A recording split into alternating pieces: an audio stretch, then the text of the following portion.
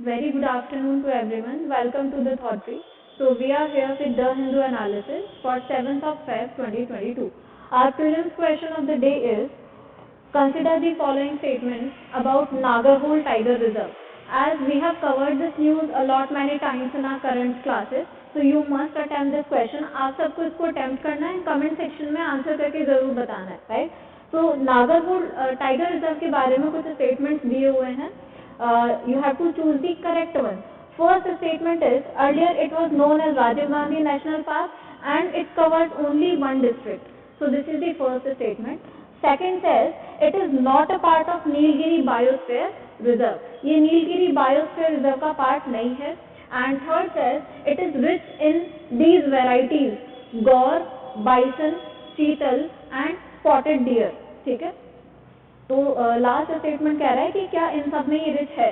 Now you have to choose the correct code. आपको choose करना है which is first is 1 and 2 only, second and 3 only, 1, 2 and 3 और 3 only. तो इस सबको आपको अटेम्प्ट करना है और कमेंट सेक्शन में कमेंट करके आंसर बताना है. I will tell you the answer in the end of the video. तब तक आपको अटेम्प्ट करना है क्वेश्चन. हाँ, तो फर्स्ट न्यूज जो हमारे लिए इम्पोर्टेंट है, as you all know that the nation mourns the sad demise of our Nightingale, Indian Nightingale, Honorable Lata Mangeshkar जी. उनकी sad demise हो गई है, you must be knowing, and उनकी जो voice है उसका अभी तक कोई competitor नहीं है ना. So she had a really magical and unparalleled voice. So this was the news. And second news is black percher और ब्लैक ग्राउंड स्किमर. ये एक स्पीशीज है ना. ब्लैक पर्चर और ब्लैक ग्राउंड स्किमर दोनों नाम है इसके. कोई भी नई स्पीशीज अगर डिस्कवर होती है और अगर न्यूज में है तो आपके लिए इंपॉर्टेंट हो जाती है, राइट. तो see basically it is an insect. ये एक इंसेक्ट है, कोई बहुत बड़ी स्पीशीज नहीं है. जितना बड़ा नाम लग रहा है उतनी बड़ी स्पीशीज नहीं है. तो it is an insect and it belongs to the dragonfly species. जो dragonfly होती है ना, dragonfly species से belong करता है. insect है basically and it has been sighted for first time in Sashasalam Hills. ये Sashasalam Hills में पहली बार मिला है. कौन से hills में? Sashasalam Hills में. Sashasalam Hills कहाँ है? आंध्र प्रदेश में. तो ये important क्यों है? क्योंकि Sashasalam Hills में पहली बार इसको देखा गया है. It has been sighted first time in Sashasalam Hills. अब क्योंकि ये स्पीशीज न्यूज में है तो इसका IUCN स्टेटस भी इंपॉर्टेंट हो जाता है. IUCN हमने काफी बार क्लास में डिस्कस किया है. IUCN is what? International union for conservation of nature. ये एक रेड लिस्ट बनाता है जो स्पीशीज की नंबर्स को ट्रैक करता है वर्ल्ड वाइड. कितनी स्पीशीज अवेलेबल है, किस रीजन में अवेलेबल है, उनका स्टेटस क्या है, एंडेंजर्ड है, एक्सटिंक्ट है, थ्रेटन्ड है ना. तो अगर कोई स्पीशीज न्यूज में है उसका IUCN स्टेटस आपको पता होना चाहिए. जैसे इसका IUCN स्टेटस है लीस्ट कंसर्न. ये बहुत ज्यादा थ्रेटन्ड नहीं है और एक्सटिंक्ट भी नहीं है. तो its IUCN status is least concern. Least concern क्यों है? Because it is widely prevailing in southern Eurasia and whole of Africa. Southern Eurasia में, Eurasia is what? Europe plus Asia. तो सदर्न यूरेशिया में और अफ्रीका में ये widely पाई जाती है, right. It is widely prevailing in southern Eurasia and whole of Africa.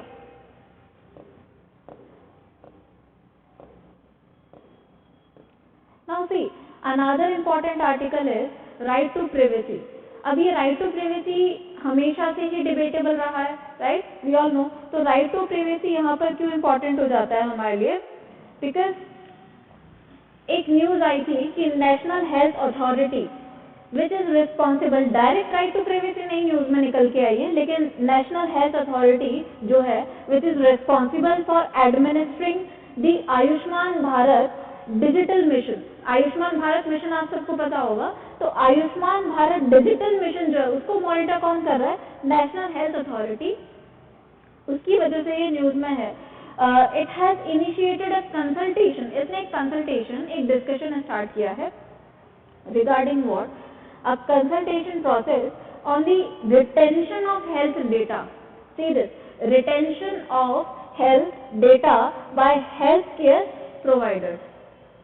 जैसे हेल्थ केयर प्रोवाइडर्स होते हैं, ठीक है, आपका जो भी मेडिकल डेटा है वो रिटेन करते हैं, रिटेंशन होता है। तो रिटेंशन ऑफ हेल्थ डेटा से रिलेटेड कुछ डिबेटेबल क्लॉज हैं जिनकी कंसल्टेशन और यू कैन से डिस्कशन अभी इन्होंने स्टार्ट किया है। So that's why right to privacy becomes very important. Now see, अब रिटेंशन ऑफ हेल्थ डेटा की बात क्या हो रही है, जब भी आप अपना डेटा देते हो किसी को भी, ठीक है, तो वो जो इन्फॉर्मेशन है, बायोमेट्रिक इन्फॉर्मेशन है या कोई और इन्फॉर्मेशन है, तो उसको कितने टाइम तक रिटेन कर सकता है कोई भी सर्विस प्रोवाइडर, वो एक डिबेटेबल क्लॉज है, क्योंकि आपकी राइट टू प्राइवेसी भी उससे अफेक्ट होती है। अगर सपोज सारा डेटा आप दे रहे हो तो वो आपके लिए सर्विसेज क्रिएट करने के लिए ही ले रहे हैं, लेकिन उसका मिसयूज भी हो सकता है कहीं पे। तो ये डिबेट तो काफी टाइम से चल रही है। डेटा प्रोटेक्शन रिजीम पे भी बात चल रही है कि डेटा प्रोटेक्शन होना चाहिए, हमारी किसी भी डेटा को प्रोवाइड कराने से हमारी राइट टू प्राइवेसी अफेक्ट नहीं होनी चाहिए ना। So in lieu of this news, right to privacy becomes important for us from the point of view of UPSC. Now, right to privacy, as you must be knowing, is interpreted in the context of Article 21, है ना, of fundamental rights of Indian Constitution. Article 21 says what? It says it talks about right to life and personal liberty. So, right to privacy is interpreted by Supreme Court as a fundamental right in Article 21 of Indian Constitution.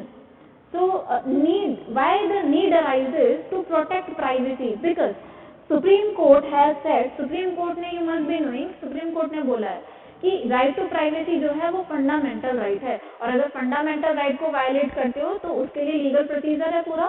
तो Supreme Court has said that right to privacy is a fundamental right and any interference with fundamental right or right to privacy has to pass 4-part test, मतलब फिर उसको 4 test के through होके निकलना पड़ेगा अगर उसका कोई वैलिड रीजन है। तो लीगैलिटी होनी चाहिए, लेजिटिमेट एक्शन होना चाहिए, प्रोपोर्शनैलिटी होनी चाहिए एंड एप्रोप्रिएट सेफगार्ड्स होने चाहिए, राइट। मतलब सारे लीगल स्टैंडर्ड्स को उसको पास करना पड़ेगा।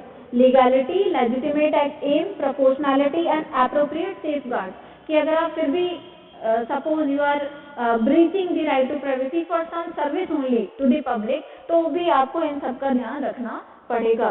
So you cannot breach fundamental right for the sake of providing services. So ये debatable है, काफी टाइम से चल रहा है।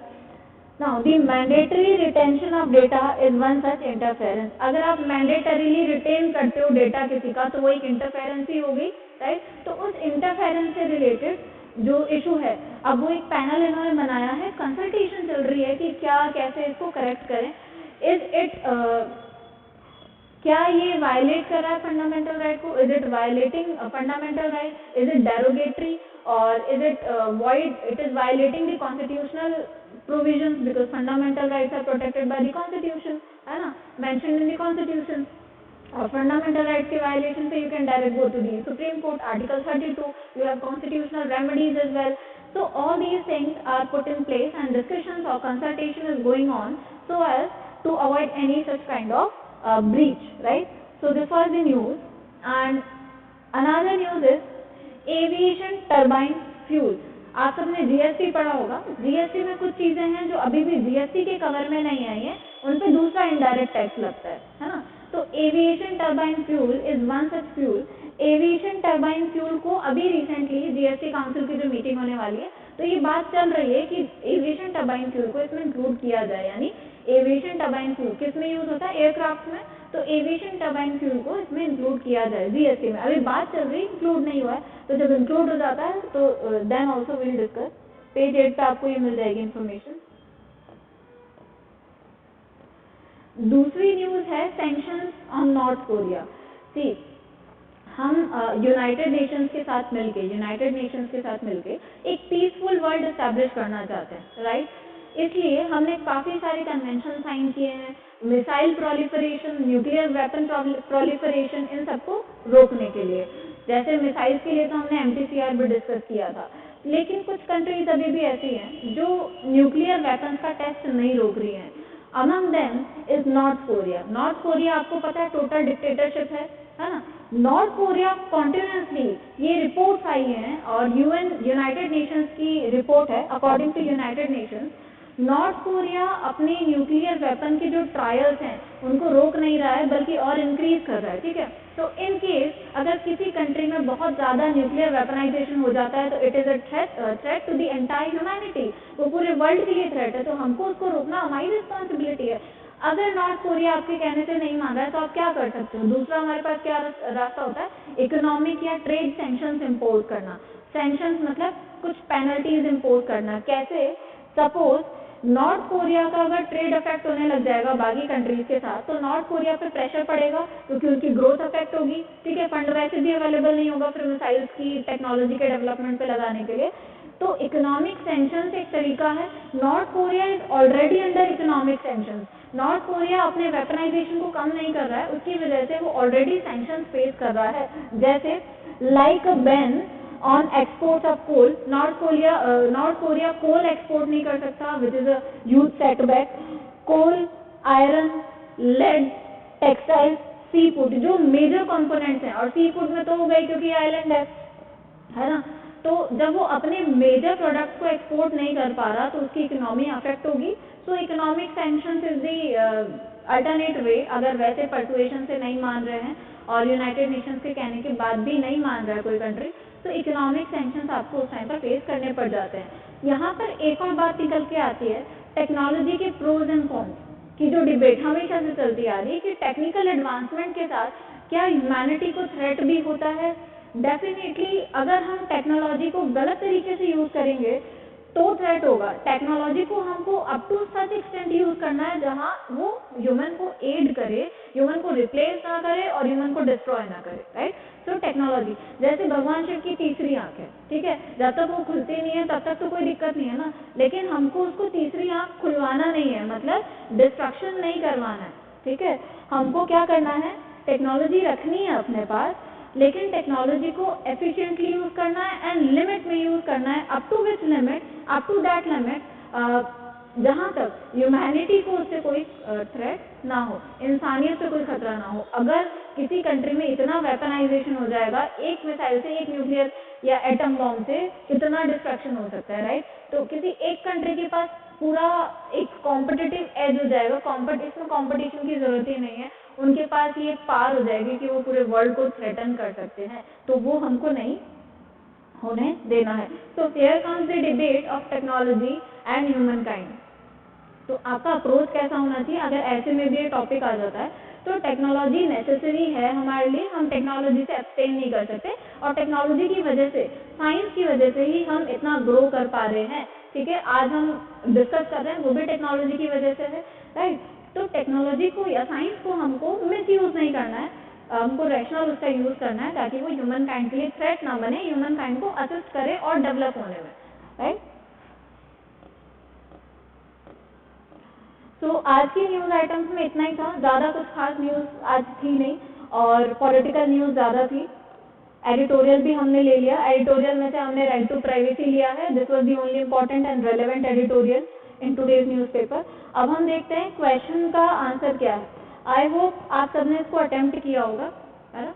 तो क्वेश्चन वाज आस्किंग यू कि नागरहोल टाइगर रिजर्व के बारे में स्टेटमेंट्स दिए हैं, इनमें से सही या गलत आपको सेलेक्ट करना है, right? So first statement is that earlier it was known as Rajiv Gandhi national park. Yes, definitely. यहाँ तक तो सही है कि इसको पहले राजीव गांधी नेशनल पार्क से जाना जाता था के नाम से, बट इसके आगे वाला देखते हैं, it covers only one district.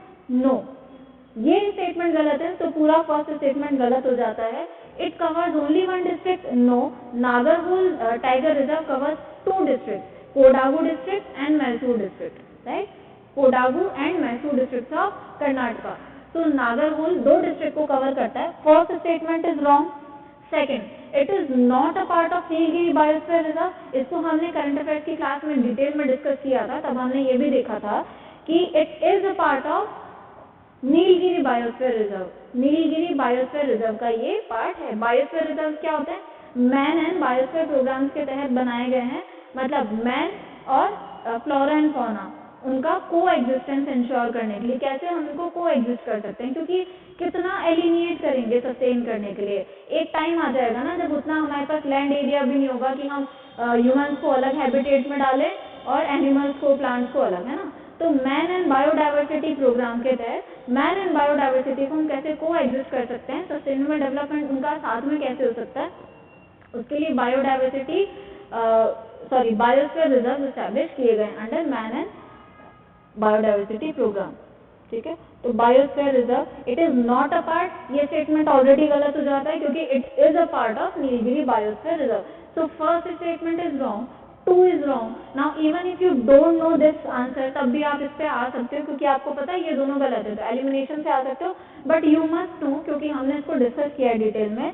We have discuss कि it is rich in gaur, bison, chital and spotted deer. Spotted deer chital जैसा ही होता है ना, सांबर डियर, एलिफेंट, ये सब हमने डिस्कस किए थे कि यहाँ पाए जाते हैं। So third only is the correct answer. Correct answer आपसे पूछा था, answer would be D, this is D, third only, right? So third only would be correct answer. That was it for today's analysis. Economic survey के अगर आपको videos देखना है तो please subscribe our channel. आपको एक एक चैप्टर का इकोनॉमिक सर्वे का डिटेल एनालिसिस मिलेगा।